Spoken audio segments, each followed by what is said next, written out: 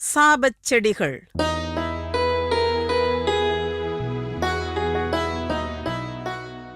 கோரக்கர். அது ஒரு மலையாள நாடு. அங்கு ஒரு விபரீதம் நடந்து கொண்டிருந்தது. அந்த நாட்டிற்குள் நுழையும் துறவிகளும் முனிவர்களும் காணாமல் போய்க் கொண்டிருந்தார்கள். எங்கே போய்விட்டார்கள்? அவர்களுக்கு என்ன ஆனது? அத்தனை பேரும் ரகசியமாய் கொல்லப்பட்டு விட்டார்கள். அடப்பாவமே! துறவிகளைப் போய் கொல்வதா? யார் இந்த கொடூரத்தைச் செய்வது? அந்த நாட்டின் அரசாங்க வீரர்கள். இது அவர்களுக்கு இடப்பட்ட அரசு ஆணை. ஆணையிட்டவள் மகாராணி பிரேமளா. ஆம், அவள்தான் மந்திரியிடம் இப்படியோர் உத்தரவு போட்டாள். மந்திரியாரே, இனி நம் நாட்டுக்குள் துறவிகள் யாரும் நுழையக்கூடாது. அப்படி மீறி வந்தால் அவர்களின் உயிரை எடுத்து விடுங்கள். இது யாருக்கும் தெரியக்கூடாது. ரகசியமான முறையில் காரியம் நடக்கட்டும். இது என் ஆணை. மகாராணியே சொல்லிவிட்ட பின் மறுக்க முடியுமா? ஓசைப்படாமல் சீவப்பட்டன துறவிகளின் தலைகள். மக்களுக்குத் தெரியாமல் மர்மமாகத்தான் நடந்தன இந்த கொலைகள். என்றாலும் எப்படியோ கசிந்து மக்கள் கிசுகிசுக்கத் தொடங்கினார்கள். என்ன அநியாயம் இது? துறவிகளைப் போய் கொல்றாங்களாமே!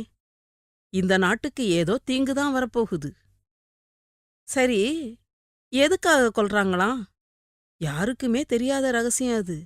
மகாராணி பிரேமளா பயந்து கொண்டிருந்தாள். யாரோ கோரக்கன் என்ற சித்தனாமே, அவன் வந்து மன்னரை அழைத்துக் கொண்டு போய்விடுவானாமே. கணவர் மச்சேந்திரநாதர் நம்மை விட்டு போய்விடுவாரோ? நினைக்கும் போதே நெஞ்சு பதறியது. பிரேமளாவின் கணவர் மச்சேந்திரநாதரும் ஒரு சித்தர்தான். சில ஆண்டுகளுக்கு முன் தமிழ்நாட்டிலிருந்து இங்கு வந்தார். அரசகுமாரி பிரேமளாவைக் கண்டார், காதலித்தார். மனம் புரிந்து கொண்டு இங்கேயே தங்கிவிட்டார். தாம்பத்தியத்தின் வரமாக ஆண் குழந்தையும் பிறந்தது. அதற்கு மீனநாதன் என்று பெயரிட்டு மகிழ்ந்தார்கள். ஒருநாள் குழந்தையுடன் கொஞ்சி விளையாடிக் கொண்டிருந்த போதுதான் திடீரென்று மச்சேந்திரநாதர் முகத்தில் வருத்தம் ஏற்பட்டது. அன்பரே, ஏன் ஒரு மாதிரி ஆகிவிட்டீர்கள்? குழந்தையின் குறும்புகள் கண்டு சந்தோஷப்படாமல் எதற்கு இந்த வருத்தம்? வெகு சீக்கிரத்தில் என் சீடன் கோரக்கன் என்னை அழைத்துப் போக வந்து விடுவான், மச்சேந்திரநாதர் கூறினார். பிரேமளா கோரக்கனை பார்த்ததில்லை. அதனால் என்ன? துறவிகளையே நாட்டுக்குள் நுழைய விடாமல் செய்துவிட்டால்? அதையும் மீறி நுழைபவரை இல்லாமலே ஆக்கிவிட்டாள்? யோசித்ததை உடனே செயல்படுத்திவிட்டாள் பிரேமளா. இது எதுவுமே தெரியாமல் நாட்டின் எல்லைக்குள் காலெடுத்து வைத்தார் கோரக்கர். இத்தனை கொலைகள் நடந்ததற்கான காரணகர்த்தா. நெடுந்தூரம் நடந்து வந்ததில் கோரக்கருக்கு பசித்தது, தாகமெடுத்தது. கண்ணில் பட்ட முதல் வீட்டை நெருங்கினார். வாசலில் நின்றபடி, தாயே, சித்தன் வந்திருக்கிறேன். பசிக்கிறது, தாகமெடுக்கிறது. உணவும் நீரும் கொடுங்கள் தாயே, பிச்சை கேட்டார். வீட்டினுள் இருந்து சாப்பாடும் நீரும் கொண்டு வந்து தந்தாள் அந்த வீட்டுப் பெண்மணி. கோரக்கர் சாப்பிட்டு முடிக்கும் வரை காத்திருந்தவள் அதற்குப் பின் சொன்னாள், ஐயா சித்தரே, விஷயம் தெரியாமல் வந்துவிட்டிருக்கிறீர்களே. நீங்கள் வெளியூரா? இந்த நாட்டுக்குள் துறவிகள் வருவதற்கு தடை இருக்கிறது. அதையும் மீறி வருபவர்கள் கொல்லப்படுகிறார்களாம். இது அரசியின் உத்தரவாம். எனவே அரசாங்க வீரர்களின் கண்களில் சிக்காமல் வந்த வழியே சென்று விடுங்கள். நாட்டு நிலையைச் சொன்னாள். கோரக்கராவது பின்வாங்குவதாவது? குருவை இங்கிருந்து அழைத்துச் செல்லாமல் எப்படி திரும்புவது? மச்சேந்திரநாதர் குரு மட்டுமா? தனக்கு பிறப்பையே தந்தவரல்லவா? ஆமாம், கோரக்கர் பிறப்பிற்கே காரணம் மச்சேந்திரநாதர்தான். மச்சேந்திரநாதர் சிவ ஆசிர்வாதம் பெற்ற சித்தர். ஒருமுறை உணவு கேட்பதற்காக ஒரு வீட்டின் முன் நின்றிருந்தபோது அந்த வீட்டிலிருந்து வெளிப்பட்ட பெண் மச்சேந்திரநாதரை வணங்கி பிச்சையிட்டாள். ஆனால் அவள் முகத்தில் மெல்லிய சோகம் இருந்தது. அம்மா, உன் மனத்தில் ஏதோ குறையொன்று இருக்கிறது. என்னவென்று மறைக்காமல் சொல், மச்சேந்திரநாதர் கேட்டார். சுவாமி, திருமணமாகி நீண்ட நாள்களாகியும் எனக்கு குழந்தை பாக்கியம் இல்லை. மலடி என்று கேலி பேசுகிறார்கள். வருத்தம் வார்த்தையாகியது. மச்சேந்திரநாதர் அவள் மேல் கருணை கொண்டார். அம்மா, உனக்கு நிச்சயம் குழந்தை பிறக்கும், கவலைப்படாதே என்றவர் சிறிது விபூதியை எடுத்து அவள் கையில் கொடுத்து, இதைச் சாப்பிடு, அழகான ஆண் குழந்தை பிறக்கும் சொல்லிவிட்டு கிளம்பினார். விபூதி பெற்ற பெண்மணி பக்கத்து வீட்டில் நின்றிருந்த பெண்ணிடம் விபூதியைக் காட்டி மகிழ்ச்சியுடன் நடந்ததைச் சொன்னாள். ஆனால் அவளோ, வேண்டாம், அந்த துறவியைப் பார்த்தால் மாயக்காரன் போல் இருக்கிறான். விபூதியை நீ சாப்பிட்டால் அதில் வசியப்பட்டு அவன் பின்னாலேயே சென்று விடுவாய், பயமுறுத்தினாள். விபூதி பெற்ற பெண்ணும் திகிலடைந்து போய் தன் வீட்டு அடுப்பில் அந்த விபூதியை கொட்டிவிட்டாள். சில வருடங்கள் கழித்து அதே ஊருக்கு வந்தார் மச்சேந்திரநாதர். குழந்தையில்லாத குறை தீர்ப்பதற்காக தான் விபூதி கொடுத்த வீட்டின் முன் சென்றார். அந்த பெண்ணை அழைத்தார். பெண்ணே, உன் மகனைக் கூப்பிடு, அவனை நான் பார்க்க வேண்டும். அவர் கேட்டதும் திகைத்தாள் அப்பெண். குற்ற உணர்வுடன் அவர் காலில் விழுந்தாள். பக்கத்து வீட்டுக்காரி பயமுறுத்தியதால் விபூதியை தான் அடுப்பில் போட்டுவிட்ட விஷயத்தைச் சொன்னாள். அடுப்பில் போடப்பட்ட விபூதி பின் அடுப்புச் சாம்பலுடன் அள்ளப்பட்டு குப்பை மேட்டில் கொட்டப்பட்டு விட்டது. மச்சேந்திரநாதர் கொல்லைப்பக்கம் உள்ள குப்பை மேட்டுக்குச் சென்றார். கோரக்கா என்று அழைத்தார். என்ன என்று குப்பை மேட்டிலிருந்து குரல் கேட்டது. அந்த குப்பை மேட்டிலிருந்து குப்பையை அள்ளுங்கள் என்றார் மச்சேந்திரர். சித்தரைச் சுற்றி வேடிக்கை பார்க்க வந்திருந்தவர்களில் சிலர் குப்பையை கொஞ்சம் கொஞ்சமாக அகற்றினார்கள். அதன் அடியிலிருந்து அழகான ஒரு சிறுவன் எழுந்தான். கோரக்கா, என் அருகில் வா, அன்புடன் அழைத்தார் மச்சேந்திரர். அருகில் வந்த சிறுவனை தழுவி கொஞ்சிய மச்சேந்திரர் அவனை ஆசிர்வதித்துவிட்டு பெண்மணியிடம், அம்மா, இந்தா உன் பிள்ளை, பெற்றுக்கொள், ஒப்படைத்துவிட்டு கிளம்பினார். ஆனால் கோரக்கரோ, அம்மா, என்னை மன்னித்து விடுங்கள்.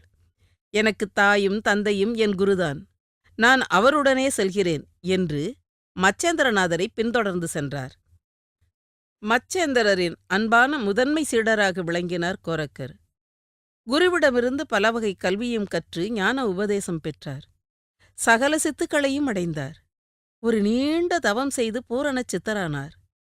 கோரக்கர் தினமும் வீதி வீதியாக சென்று பிச்சை எடுத்து வந்து குருவுக்கு கொடுத்து அவர் சாப்பிட்ட பிறகுதான் சாப்பிடுவார். அப்படி ஒருமுறை கொண்டு வந்த சாப்பாட்டில் வடை ஒன்று இருந்தது. அந்த வடையைச் சாப்பிட்டு அதன் ருசியில் மயங்கிய மச்சேந்திரர் கோரக்கரிடம், வடை சுவையாக இருக்கிறது கோரக்கா, நாளையும் இதே வீட்டுக்குச் சென்று வடை வாங்கி வா என்றார். குருநாதர் கட்டளைப்படி மறுநாள் அதே வீட்டிற்குச் சென்ற கோரக்கர், தாயே, நேற்று தந்த வடை போலவே இன்றும் வடை வேண்டும், தாருங்கள் என்றார். இதைக் கேட்ட அனைவரும் சிரித்தனர். யோகிகளான நீங்களே இப்படி நாக்குக்கு அடிமையாக நடந்து கொள்கிறீர்களே, இது நன்றாகவா இருக்கிறது? பெண்கள் கேலி பேசினார்கள். கோரக்கர் கோபம் கொள்ளவில்லை. குருநாதர் கேட்டுவிட்டார். அவருடைய ஆவலை நிறைவேற்ற வேண்டியது இந்தச் சீடனின் கடமையல்லவா? தயவு செய்து உதவுங்கள். வடை கேட்டுவிட்டார் என்று இப்படி வற்புறுத்துகிறீர்களே, நாளையே உங்களின் ஒரு கண் வேண்டுமென்று கேட்டால் பிடுங்கி கொடுத்து விடுவீர்களோ? கோபமாய்க் கேட்டாள் அந்த பெண்மணி. அம்மா, என் குருநாதரே தங்கள் மூலம் கேட்டதாக நினைத்துக் கொள்கிறேன். இந்தாருங்கள் என் ஒரு கண், பெற்றுக்கொண்டு வடை செய்து கொடுங்கள். சொன்ன கோரக்கர் பட்டென கத்தியால் ஒரு கண்ணை பிடுங்கி அந்த பெண்ணிடம் நீட்டினார். அங்கிருந்தவர்கள் திடுக்கிட்டுப் போனார்கள். பதறிப்போன பெண்மணி குற்ற உணர்வுடன் மன்னிப்பு கேட்டு வணங்கினாள். கோரக்கரை அமர வைத்து வடை செய்து வந்து கொடுத்தாள். கோரக்கர் மகிழ்ச்சியுடன் வடையை கொண்டு வந்து மச்சேந்திரரிடம் கொடுத்தார். வடையை வாங்கிக் கொண்ட மச்சேந்திரர் கண் இழந்து ரத்தம் வழிய நின்றிருந்த கோரக்கரை பார்த்து அதிர்ந்தார். கோரக்கா, என்னாயிற்று? உன் ஒரு கண் எங்கே? பதறினார். கோரக்கர் நடந்தவைகளைச் சொல்ல மனம் நெகிழ்ந்து போனார் மச்சேந்திரர். கோரக்கா, உன் குருபக்தியும் உயர்வான பண்பும் வீண் போகாது. உன் செயல் என்னை மிகவும் கௌரவப்படுத்திவிட்டது. இதோ கண் மீண்டும் பொலிவு பெறும். குருநாதரின் அருளால் கோரக்கருக்கு மீண்டும் கண் கிடைத்து விட்டது. இதற்குப் பிறகுதான் மச்சேந்திரநாதர் மலையாள நாட்டுக்குப் புறப்பட்டது. கோரக்கா, நான் மலையாள நாட்டுக்குச் செல்கிறேன். சில காலம் கழித்து அங்கு வா, என்னை உன்னோடு கூட்டிச் செல் என்று சொல்லிவிட்டு புறப்பட்டு போனார். இப்போதோ மனைவி, குடும்பம், குழந்தை என்று மாயையில் மூழ்கிவிட்டிருக்கிறார். இதிலிருந்து குருவை மீட்டாக வேண்டும். என்ன செய்யலாம்? யோசித்தார் கோரக்கர். அப்போது கூத்தாடிகள் சிலர் கோரக்கர் இருந்த இடத்துக்கு அருகில் வந்து அமர்ந்தார்கள். கசகச என்று தங்களுக்குள் வருத்தத்துடன் பேசிக் கொண்டிருந்தார்கள். கோரக்கர் அவர்களிடம் காரணம் விசாரித்தார். சுவாமி, நாங்கள் கூத்து கட்டுபவர்கள். இந்த நாட்டு அரசர் முன்னால் எங்கள் திறமையைக் காட்டிப் பரிசு பெறுவதற்காக வந்தோம். வரும் வழியில் மத்தளம் வாசிப்பவனுக்கு உடல்நிலை சரியில்லாமல் போய்விட்டது. என்ன செய்வதென்று புரியவில்லை என்றனர். கோரக்கர் குஷியானார். ஆகா, அரண்மனைக்குள் நுழைய வழி கிடைத்து விட்டது. கோரக்கரும் கூத்தாடிகளைப் போலவே ஆடை அணிந்து கொண்டு மத்தளம் வாசிப்பவராக அவர்களுடன் அரண்மனைக்குச் சென்றார். கூத்தாடிகள் அரசர் அரசி முன் திறமையாக கூத்தாடினார்கள். கோரக்கரின் மத்தள வாசிப்பு மிகப் பிரமாதமாயிருந்தது. சபையோரிடமிருந்து கைத்தட்டல் எழுந்தது. மச்சேந்திரநாதர் மத்தளம் வாசிப்பது கோரக்கரே என்பதை அறிந்து கொண்டார். மகாராணி பிரேமளாவிடம் சொன்னார். அதிர்ச்சியடைந்தாள் பிரேமளா. என்ன, இவன்தான் உங்கள் சீடன் கோரக்கனா? ஆம், என்னை அழைத்துப் போக வந்திருக்கிறான். கூத்தாட்டம் முடிந்தது. ஒவ்வொருவராக பரிசு பெற்று சென்றார்கள். கோரக்கர் வந்தார். மச்சேந்திரநாதரை பார்த்தார். குருவே, வாருங்கள், புறப்படலாம் என்றார். கோரக்கா, இன்னும் சிறிது காலத்துக்குப் பிறகு போகலாம். அதுவரை நீ என்னுடனே இரு என்றார் மச்சேந்திரர். இது பிரேமளா அவருக்குச் சொன்ன யோசனை. அரண்மனை வாசமும் அதன் சுகபோகங்களும் கோரக்கரை மனம் மாறச் செய்யும் என்று நம்பினாள். முடிந்தால் கோரக்கரையும் இல்லற வாழ்வு மேற்கொள்ள வைத்து விடுவது என்று எண்ணிக்கொண்டாள். ஒருநாள் குழந்தை மீனநாதன் படுக்கையிலேயே அசிங்கம் செய்துவிட, கோரக்கா, குழந்தையை கொண்டு போய் கழுவிக்கொண்டு வா என்றார் மச்சேந்திரர்.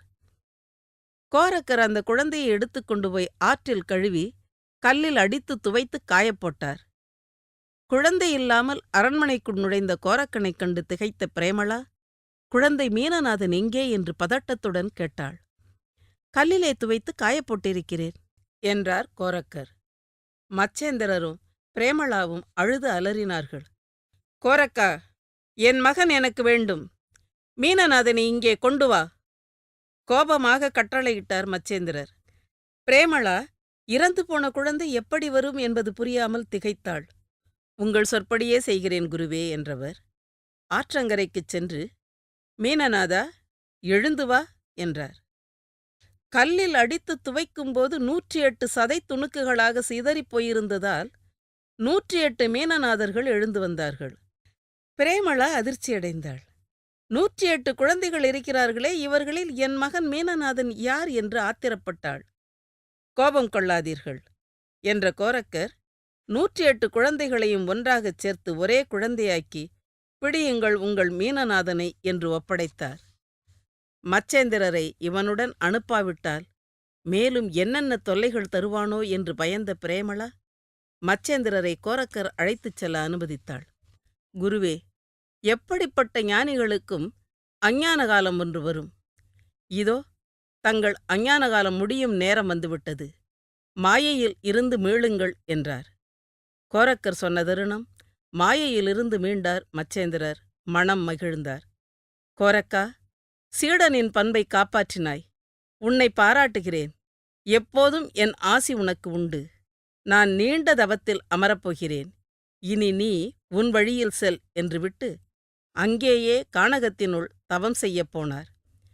குருவை பிரிந்து வருத்தத்துடன் புறப்பட்ட கோரக்கர் அங்கிருந்து வாதமேடு என்கிற காட்டுக்குள் தவம் செய்யச் சென்றார். அங்குதான் அவருக்கு ஒரு நண்பர் கிடைத்தார். அவர் பெயர் பிரம்மமுனி. இவரைப் போலவே தவம் செய்ய வந்த சித்தர். சிறிது நாட்களிலேயே இருவரும் நெருங்கிய நண்பர்களானார்கள். ஒருநாள் பிரம்மமுனி கோரக்கரிடம், கோரக்கரே, நாம் எத்தனைதான் உபதேசித்தாலும் மக்கள் முழுதாக மனம் மாறுவதாக தெரியவில்லை. அதனால் சொல்லுங்கள் பிரம்மமுனியே, அதனால் நாம் இருவருமாக சேர்ந்து ஒரு யாகம் செய்வோம். நம் ஆத்மசக்தியை வளர்த்து கொண்டு தெய்வீக நிலையடைவோம். அதன் மூலம் படைப்பு முதலான ஐந்தொழிலை நாமே செய்வோம். நல்லவர்களைப் படைத்து நாட்டையே நல்ல முறையில் மாற்றுவோம். என்ன சொல்கிறீர்கள்? ஆனந்த கூத்தாடினார் கோரக்கர். ஆஹா, அற்புதமான யோசனை. தாமதம் வேண்டாம், உடனே யாகத்தை தொடங்குவோம் என்றார். மாசி மகம் பௌர்ணமியில் யாகத்தை தொடங்கினார்கள். நியதி பிசகாமல் தூய்மையுடன் தான் யாகம் நடந்தது.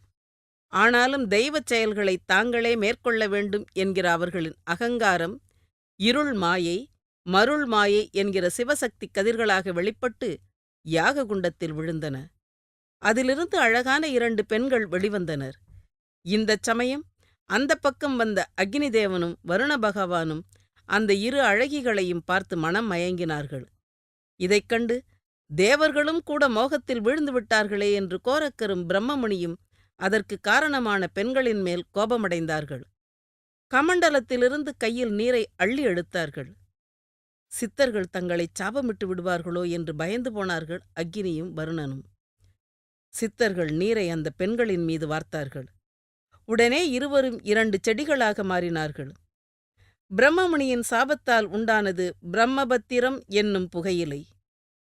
கோரக்கர் சாபத்தால் ஏற்பட்டது கோரக்கர் மூலிகை என்னும் கஞ்சா. இந்த நிகழ்வுகளால் யாகம் நின்று போனது. சித்தர்கள் கலங்கி அழுதார்கள்.